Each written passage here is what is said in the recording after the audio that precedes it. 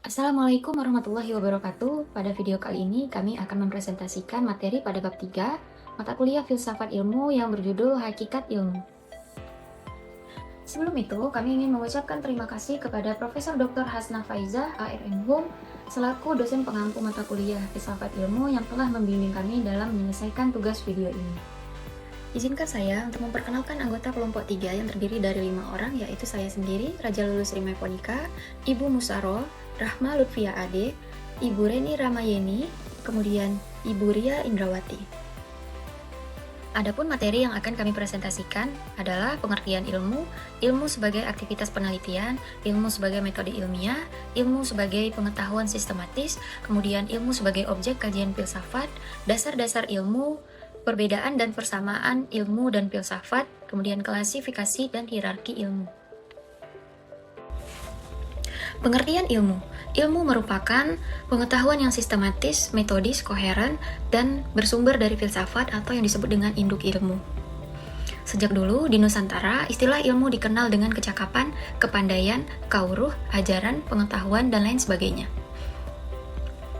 Ilmu dapat memberikan manfaat yang besar, tetapi juga bisa berdampak negatif bagi manusia jika orientasinya hanya pada duniawi dan mengenyampingkan hal yang utama, menurut Shukri tahun 1997. Ilmu merupakan aktivitas rasional dan kognitif untuk menghasilkan pengetahuan sistematis tentang alam, masyarakat, manusia dengan tujuan memperoleh pemahaman, kebenaran, melakukan penerapan, dan memberikan penjelasan. Ciri-ciri utama ilmu menurut Katanggara tahun 2003. Yang pertama, ilmu sebagai pengetahuan yang bersifat empiris, koheren, sistematis, dan dapat diukur. Yang kedua, ilmu tidak sama dengan pengetahuan biasa, melainkan fokus pada koherensi logis. Yang ketiga, ilmu tidak harus pasti, tapi bisa memuat teori ataupun hipotesis. Yang keempat, gagasan bahwa metode dan hasil yang terbukti mesti terbuka untuk diuji dan diverifikasi. Yang kelima, metodologi. Untuk memastikan ilmu tidak hanya mengandalkan intuisi, tetapi berdasarkan data dan cara berpikir teratur melalui pengamatan ataupun observasi, dan juga berpikir metodis atau rasional. Dan yang keenam, kesatuan objek formal dan material yang melahirkan ilmu baru yang semakin spesifik. Jadi, ilmu itu tidak berhenti, tetapi terus bercabang dan terus berkembang. Ilmu sebagai aktivitas penelitian. Ilmu merupakan rangkaian kegiatan yang melahirkan proses ataupun tindakan, bukan hanya menunggu pengetahuan itu datang, tetapi aktif dalam mencari pengetahuan. Rangkaian kegiatan tersebut terdiri dari inquiry, study, search, dan pursuit, demi mencari kebenaran, mendapatkan pemahaman, dan memperoleh pengetahuan. Adapun rangkaian kegiatan penelitian tersebut di dalam dunia keilmuan dikenal sebagai penelitian atau research. Adapun tujuan dari penelitian dan riset ini adalah untuk menghasilkan kebenaran, pengetahuan yang baru, penjelasan dan pemahaman, mengendalikan dan meramalkan fenomena, dan yang terakhir penerapan dalam kehidupan sehari-hari. Sifat aktivitas dalam penelitian ilmu dibagi menjadi 3. Yang pertama, rasional atau berpikir logis. Yang kedua, kognitif atau mengandalkan daya pikir untuk memperoleh pengetahuan. Yang ketiga, teknologis, di mana ilmu itu bertujuan untuk memperoleh kebenaran, penjelasan, pemahaman, serta penerapan. Seseorang yang mengerjakan suatu kegiatan keilmuan itu lazimnya disebut sebagai ilmuwan. Ilmu sebagai metode ilmiah. Ilmu disebut sebagai metode ilmiah karena menggunakan langkah sistematik, objektif, dan dapat diuji untuk memperoleh kebenaran yang dapat dipertanggungjawabkan. Prosedur yang digunakan dalam metode ilmiah antara lain deskripsi, analisis, pengukuran, penggolongan, survei, dan perbandingan. Ilmu bekerja melalui alur berpikir dari masalah, hipotesis, data, analisis, dan kesimpulan. Konsep metode ilmiah terbagi menjadi 2. Pertama, hipotesis dan model. Untuk hipotesis adalah dugaan sementara yang perlu diuji, coba untuk mendapatkan bukti dan kepastian. Sedangkan untuk model terdiri dari 3 komponen, yaitu input, konversi, dan output. Input yang terdiri dari mahasiswa dan sarana belajar. Konversi adalah proses belajar dan ujian. Sedangkan output lulusan atau hasil dari proses konversi. Ilmu untuk pemahaman tentang ilmu sebagai pengetahuan sistematis, Ilmu lahir dari penelitian ilmiah, disusun dengan metode ilmiah, menjadi pengetahuan ilmiah, kemudian sistematik atau kumpulan pengetahuan yang tersusun, teratur, dan saling terkait. Memiliki ciri khas ilmiah, empiris, objektif, dan faktual. Ciri-ciri pengetahuan sistematik diantaranya adalah 1. Empiris. Empiris adalah berdasarkan pengalaman, observasi, dan eksperimen. 2. Sistematis, mengikuti prosedur jelas. 3. Objektif, sesuai kenyataan. 4. Analisis dan bebas prasangka. 5. Bertujuan mencapai kebenaran. 6. Faktual, tanpa penilaian subjektif. Ilmu sebagai objek kajian filsafat. Ilmu itu sendiri mempunyai dua jenis objek, ada objek formal dan objek material. Objek formal adalah cara atau metode yang kita gunakan untuk mempelajari objek material atau bagaimana kita mengerti ataupun memahami objek material dengan pendekatan deduktif dan induktif. Pendekatan deduktif adalah cara berpikir dari hal umum ke khusus, sedangkan induktif adalah cara berpikir dari hal khusus ke umum. Objek material adalah hal yang kita teliti atau sesuatu yang menjadi fokus atau bahan penelitian suatu ilmu. Contohnya dalam ilmu kedokteran yang dikaji yaitu tubuh manusia, yang mana tubuh manusia ini merupakan objek material. Sebagai proses berpikir yang radikal dan sistematis, filsafat itu sendiri juga mempunyai objek formal dan juga objek material. Objek formal filsafat adalah cara berpikir atau pandangan pemikiran yang radikal atau mendalam, menyeluruh atau mencakup semua aspek dan juga rasional yang mana berdasarkan alasan atau logika mengenai semua hal. Itu digunakan untuk bagaimana kita memahami objek material filsafat. Objek material filsafat adalah semua hal, baik itu yang terlihat ataupun tidak terlihat. Semua hal yang terlihat atau empiris itu adalah sesuatu yang bisa kita amati secara langsung. Contohnya itu ada manusia, benda, dan sebagainya. Sesuatu yang tak terlihat atau metafisika itu adalah sesuatu yang abstrak ataupun spiritual. Contohnya itu ada Tuhan, roh, jiwa, dan sebagainya. Ilmu ini dia hanya terbatas pada persoalan empiris saja, sesuatu yang bisa diuji dan dibuktikan secara praktis. Sedangkan filsafat ini dia mencakup segala hal, sesuatu yang baik itu sesuatu yang bisa diamati secara fisik atau empiris, ataupun yang tidak bisa diamati atau metafisika atau non empiris. Sejarah ilmu ini dia bersumber dari filsafat. Karena awal mulanya filsafat ini dia membahas segala hal, baik itu secara rasional, sistematis, dan logis. Kemudian ilmu-ilmu itu berkembang menjadi cabang-cabang ilmu yang kita kenal sekarang, yaitu ada ilmu kedokteran, ilmu fisika, biologi, dan sebagainya. Makanya itu bisa kita simpulkan ilmu itu merupakan hasil perkembangan atau bisa kita sebut anak dari filsafat. Dan juga ada analogi dari Surya Sumantri tahun 1995 yang mana dia mengibaratkan filsafat itu sebagai kelompok marinir yang mana dia membuka jalan atau dia melakukan eksplorasi awal. Dia membuka jalan bagi pasukan infanteri, yaitu membuka jalan bagi ilmu itu untuk masuk lebih jauh, yang mana fokus pada empiris dan praktis. Kemudian ilmu ini dia masuk, kemudian dia berkembang menjadi spesialisasi ilmu. Kemudian dari ilmu ini dia menghasilkan sesuatu yang bisa kita rasakan sekarang, ya hasilnya itu teknologi. Dari perkembangan ilmu tadi banyak para ahli filsafat atau filosof yang mana dia menyebut bahwa filsafat ini adalah inti ilmu. Ilmu kontemporer dan modern ini dia lahir dari filsafat,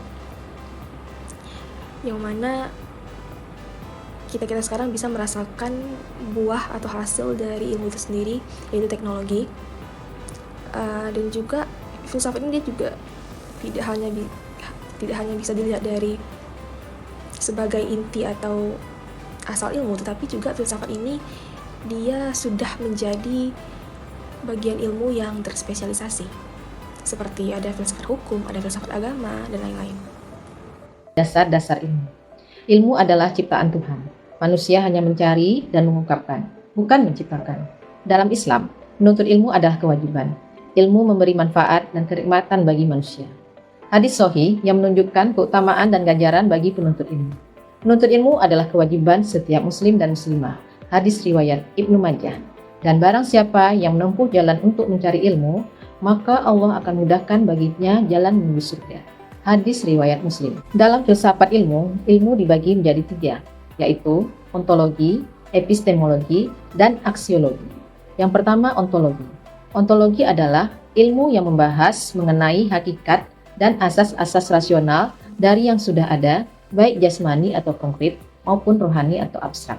Yang kedua, epistemologi adalah ilmu yang membahas bagaimana cara mendapat pengetahuan, bagaimana kita bisa tahu dan dapat membedakan dengan yang lain. Yang ketiga, aksiologi adalah ilmu yang membahas guna dari pengetahuan, klasifikasi, tujuan, dan perkembangannya. Dalam filsafat ilmu, ilmu dibagi menjadi 3, yaitu ontologi, epistemologi, dan aksiologi. Yang pertama, ontologi. Penjelasan untuk ontologi. Kajian hakikat dan esensi realitas materi dan rohani. Fokus pada apa yang ada, bersifat universal dan dasar. Adapun beberapa pemikiran atau pandangan utama ontologi, yang pertama yaitu monoisme. Monoisme ini merupakan aliran yang berpendapat bahwa yang ada itu hanya satu, tidak mungkin dua. Haruslah satu hakikat saja sebagai sumber yang asal, baik yang asal berupa materi ataupun berupa rohani. Pandangan ini terbagi menjadi 2, yaitu materialisme dan idealisme. Materialisme ini menganggap bahwa sumber yang asal itu adalah materi, bukan rohani. Yang kedua, idealisme. Aliran ini menganggap bahwa di balik realitas fisik pasti ada sesuatu yang tidak tampak, yaitu roh atau cita sebagai sumber utama. Yang kedua, dualisme. Aliran ini berpendapat bahwa benda terdiri dari 2 macam hakikat sebagai asal sumbernya, yaitu hakikat materi dan hakikat rohani, benda dan roh, jasad dan spirit. Yang ketiga, pluralisme. Aliran ini berpandangan bahwa segenap macam bentuk merupakan kenyataan, banyak hakikat, semua wujud nyata. Yang keempat, nihilisme, yaitu sebuah doktrin yang tidak mengakui validitas alternatif yang positif. Realitas tidak ada, indera menipu, pengetahuan terbatas. Yang kelima, agnostisisme, yaitu paham yang mengingkari kesanggupan manusia untuk mengetahui hakikat benda, baik hakikat materi maupun hakikat rohani, tidak mampu memahami hakikat materi dan rohani. Selanjutnya, epistemologi. Hakikat filsafat tentang asal, batas, dan validitas pengetahuan. Cara memperoleh pengetahuan berdasarkan konsep pengetahuannya, yakni 1. Metode induktif, di mana fakta ke umum, yaitu langkah dalam penyimpulan pernyataan observatif pada satu pernyataan umum. Yang kedua, deduktif, langkah umum menjadi khusus, yaitu langkah yang memberikan kesimpulan bahwa data empiris diproses lagi dalam sistem yang runtut. 3. Positivisme, fakta empiris, penyimpulan bermula dari hal yang sudah diketahui, menyampingkan semua permasalahan sebagai fakta. Yang keempat, metode kontemplatif, intuisi dan renungan. Terdapat batasan akal dan indera manusia dalam menerima pengetahuan, sehingga hasil tidak sama. Semestinya mengembangkan intuisi sebagai hal yang bisa dilakukan akal. Yang kelima, metode dialektis, tesis, antitesis, sintesis, dengan cara berdebat dan wawancara sebagai media dalam mendapatkan pemahaman secara bersama-sama untuk mencapai suatu kebenaran.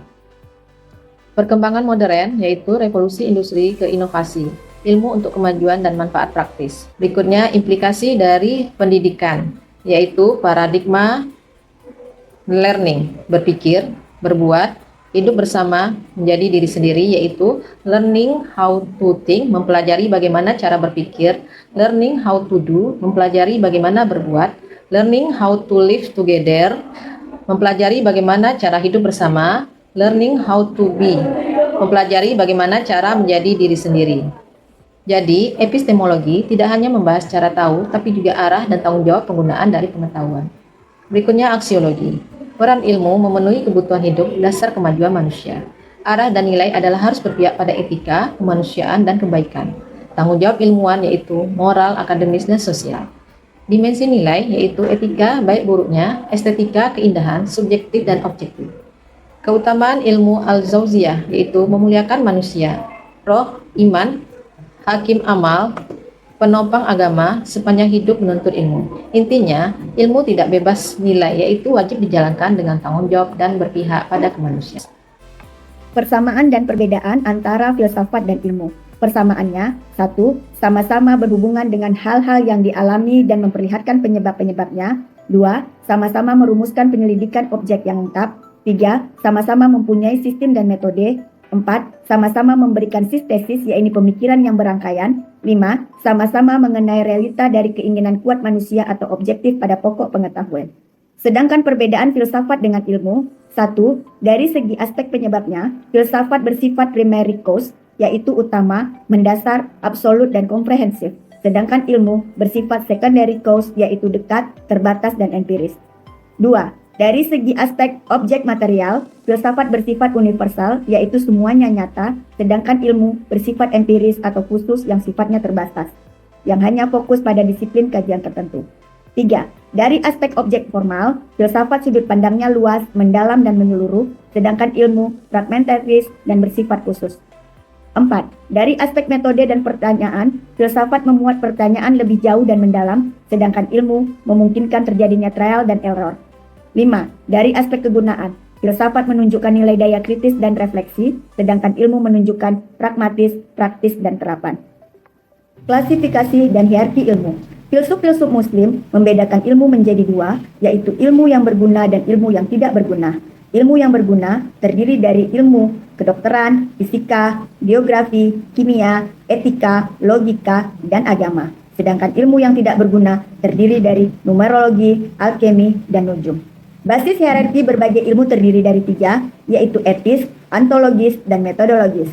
Etis berkaitan dengan nilai dan manfaat, ontologi berkaitan dengan hakikat objek, sedangkan metodologis berkaitan dengan cara memperoleh ilmu. Menurut Al-Ghazali, jenis ilmu ada 2, yaitu syariah dan akliyah. Syariah yaitu ilmu mengenai dasar-dasar ilmu atau disebut al-usud, dan ilmu mengenai cabang-cabang ilmu disebut dengan foroks. Contoh ilmu syariah adalah akidah, Quran, hadis, dan fikih, serta hukum. Sedangkan ilmu akliyah adalah ilmu dari akal budi, contohnya adalah logika, filsafat, dan sains. Perlu diketahui, ilmu bersifat dinamis, bisa stagnan, bisa berkembang, keseimbangan antara wahyu dan akal sebagai dasar hierarki. Dapat disimpulkan bahwa ilmu merupakan ciptaan Tuhan yang tidak dapat diciptakan oleh manusia, melainkan hanya bisa dicari, dipelajari, dan diungkapkan. Ilmu bersifat universal dan sistematis, mencakup pengetahuan tentang realitas, esensi, dan hakikat dari segala sesuatu. Dengan memahami ilmu, manusia dapat memperoleh manfaat dan nikmat yang meningkatkan kualitas hidupnya. Dalam filsafat, ilmu dibagi menjadi 3 cabang utama, yakni ontologi yang menelaah hakikat, wujud, dan realitas. Kedua, epistemologi yang membahas teori pengetahuan, serta aksiologi yang menekankan nilai dan tujuan ilmu untuk kehidupan yang sejahtera. Oleh karena itu, ilmu bukan sekedar pengetahuan, tetapi menuntut pemahaman, penerapan, dan pengalaman untuk berpikir, berbuat, dan hidup bersama dengan nilai-nilai kebaikan.